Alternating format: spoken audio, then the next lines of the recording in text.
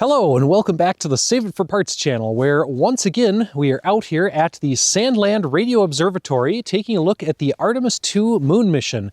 I did a video on this earlier in the week when the capsule was just about halfway out to the moon, so I'm going to try to time this one to release just about when they're ready to get back to Earth, when they are about to splash down in the Pacific Ocean near San Diego. But that means that I have to be out here in the middle of the night, or more like 4 a.m. at Sandland. If you have no idea what I'm talking about, if you have no idea why I have a geodesic radar dome, or what Sandland is, or why I do radio astronomy or satellite stuff, well, I have a whole playlist on that.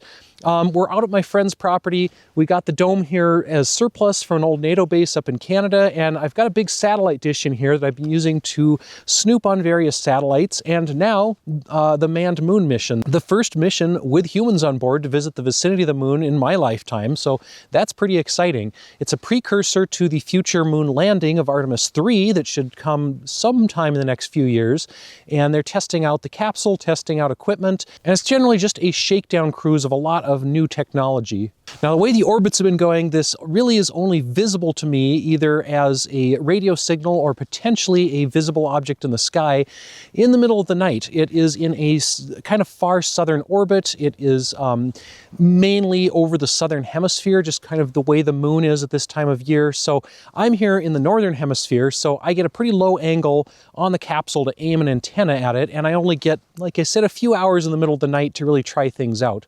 So I've got the half moon in the sky there behind me, and the way that the capsule's orbit works, they basically went out to one spot in space where the moon would be at the point that they got there, and then they're coming back, and the moon has been moving the whole time. So when I looked at this before, the moon was basically off to the right of the capsule. It had not they had not met each other from our point of view, and then now the capsule is off to the right of the moon. So the capsule is actually over there someplace, and it's only about a 12-degree elevation. So this whole radar dome thing is very DIY. This is not a professional setup at all. Like I said, we got the radar dome from a former NATO base. It's now a radio astronomy center up in Canada.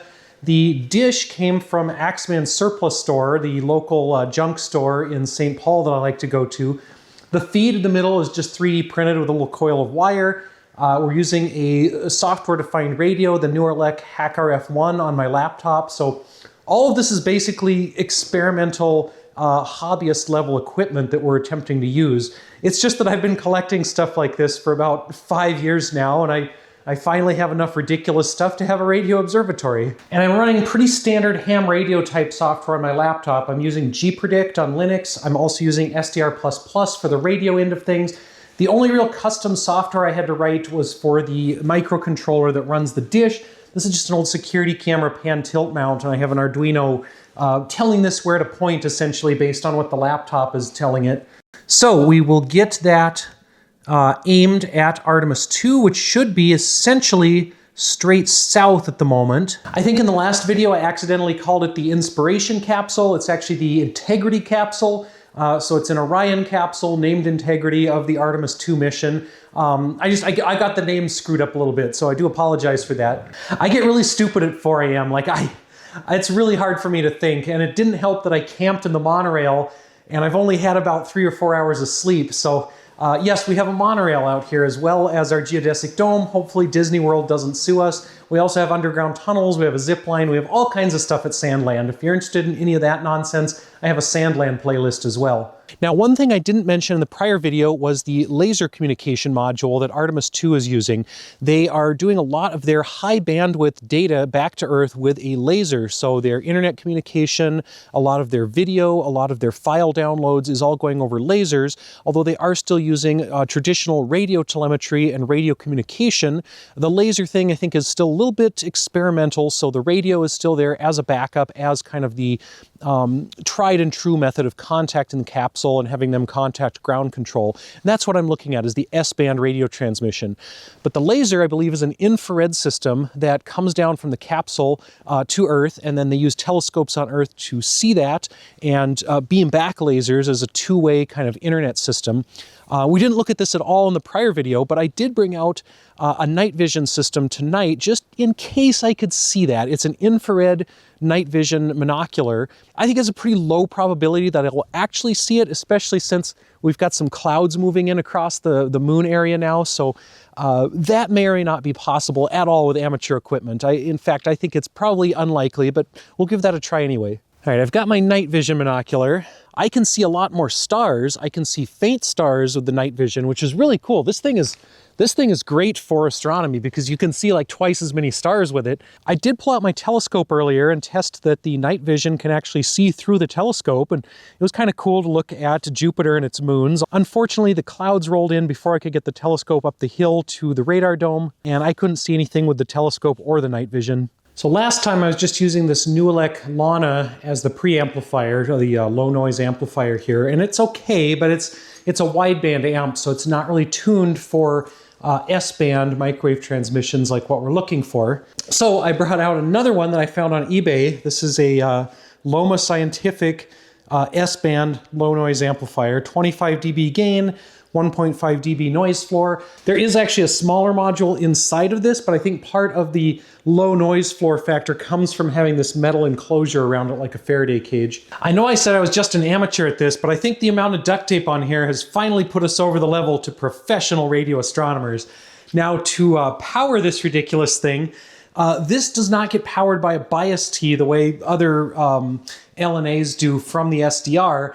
This needs external power through a coax connector here, and it wants 18 volts. So I didn't bring an 18 volt adapter, but I have two 9 volt batteries wired onto an F connector, so we're just gonna redneck that together too. So essentially what we're looking for is a very faint line on the right side of the screen there on the SDR window. This line here, this is just DC noise, just interference. One further complication with this is that they switch modulation types on the radio signal. So when they have a good lock on a ground station like Madrid or Goldstone or Canberra, Australia, they will be transmitting one type of carrier that is kind of a high data rate, but does not look like much on the SDR screen. When they are switching antennas, when they are switching from 1/3 of the Earth to basically the next third due to the Earth's rotation, they will use a different modulation with a stronger carrier frequency, and that kind of helps the dish find the spacecraft and lock onto it. And I think that's what I saw last time, is I saw that stronger center carrier. I still could not see any of the data. And this is all encrypted too. So even if I could see the data, we wouldn't be able to get any voice or information out of it. It would just be an encrypted signal. And they're doing that for kind of the privacy of the crew. If they're sending down biometric data, medical data, they don't really need people to see that. Yeah, my signal seems to be dropping out a little bit there. I don't know if my 9 volt batteries are getting low or what's happening. It has been running for a little bit now. All right, I unplugged that for now because the spacecraft is locked onto the Goldstone antenna out in California, and it's not going to be giving me that strong carrier probably for another 2 hours. It's about 5:30 a.m. right now, and I think around 7:30, 7:45 is about when they're going to be switching over to Canberra in Australia. The capsule is going to be out over the Pacific then, so to my observation here, it'll be kind of a worse angle to get a signal, but it potentially will be a stronger signal. So I think we're going to come back and try that. I might go back to the monorail and pass out for another 2 hours because I am tired. Well, it's about 6 a.m. and the turkeys are screaming themselves awake in the woods, so I don't think I'm going to get any more sleep. All right, it's about 7 a.m. and let's see if that signal is visible at all. I want to thank some people who left really helpful and interesting comments on the last video. For example, AMSAT Deutschland is doing this with a big dish over in Germany, so that's really cool. And they actually have a live stream where you can watch the SDR window as the capsule comes overhead. And it looks a lot more interesting than my video, so I'll put a link down below to their live stream. Although the capsule is landing here Friday afternoon, Friday evening, so they probably won't be able to see it for much longer. Also, a big thank you to the Canadian Space Dashboard, who I mentioned in the last video, and they've been super helpful with tracking telemetry, all the public data that's out there. And then they also have some information about which antennas are being used by the Deep Space Network to listen to Artemis. So that's a really useful way to figure out when it's switching or about to switch between the two data types on the downlink. There's also the Deep Space Now, DSN Now website that lists what each antenna around the world is doing. And I'm actually about to use that to try to figure out when is the best time to look for that transition, look for that switch between the Goldstone antenna and the Canberra ground station, because I think that's when I'm going to have the best chance of seeing anything. This is a really cool website if you're into antenna nerd stuff, and I'll put a link to that down below, as well as maybe up here in the corner too. And also a big thank you to everyone out there who gave other suggestions whose names I cannot remember. There were so many comments, and it was just overwhelming how many people liked that prior video. So many people sent in very similar ideas that it's kind of impossible to credit everyone. If you did comment on the last video, thank you. I always appreciate the feedback, except the flat earth people. Some folks just shouldn't be allowed on the internet, but everyone else was pretty cool. The Canadian space page shows that the Artemis mission is basically right in between Goldstone and Canberra, so it'll probably switch at any moment here. There's something right there. That's a little bit lower than I would expect for the Artemis mission. We should be seeing it a little bit higher with the Doppler. You know, frequency can drift with this stuff, especially on consumer level equipment like what I'm using. The temperature can affect it. There are a lot of factors that can affect the actual frequency of a software-defined radio. So, oh wow, okay, yeah, we're actually getting a noticeable sideband now, as well as that carrier. So I think that's it. So there we go. I'm pretty sure that is the telemetry signal coming from Artemis II on the way back to Earth, and it is actually a better signal than it was on the way out. So I'm getting a much stronger signal this time. It's still not quite strong enough to really see any modulation or see anything of the data beyond just that carrier signal, but it is pretty exciting to see that, and that is really cool to see a signal coming from out by the moon. Actually, they're about halfway back at the time I'm filming this, so halfway to the moon. So a couple more supporting reasons why I think that was the Artemis signal. If I move the dish away from it, if I adjust the dish so it's not pointing where Artemis should be, then the signal drops away. And it looks like the Canberra antenna is now the prime downlink, and you can actually see that the bandwidth changed here.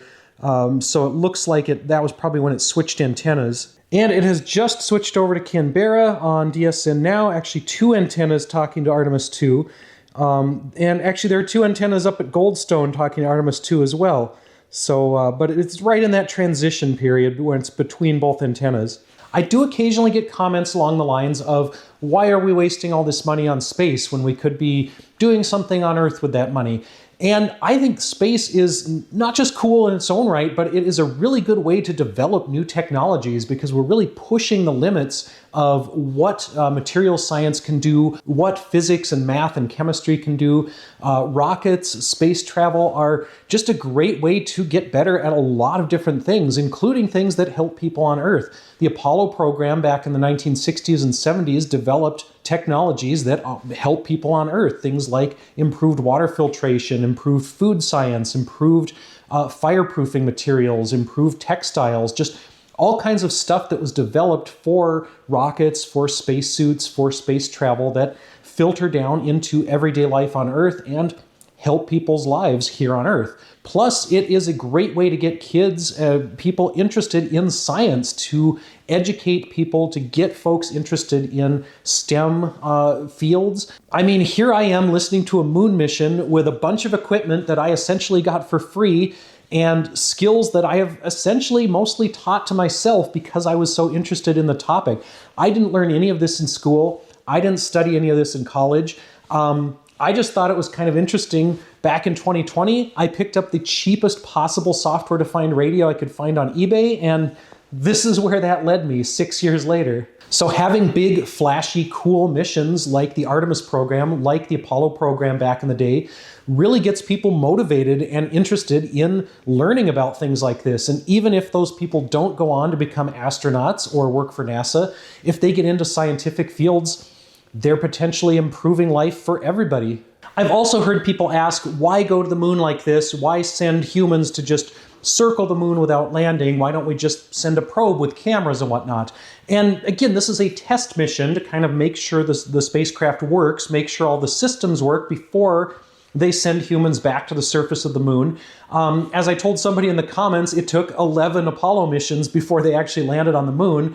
And supposedly Artemis II is going to be the one to land sometime in the next 2 years. So that's a lot faster than Apollo. I found it really interesting to listen in on the astronauts on some of the live streams as they approached the moon, and just hearing their experience of what things looked like, how the mountains and craters on the moon's surface appeared to the human eye versus cameras on a probe.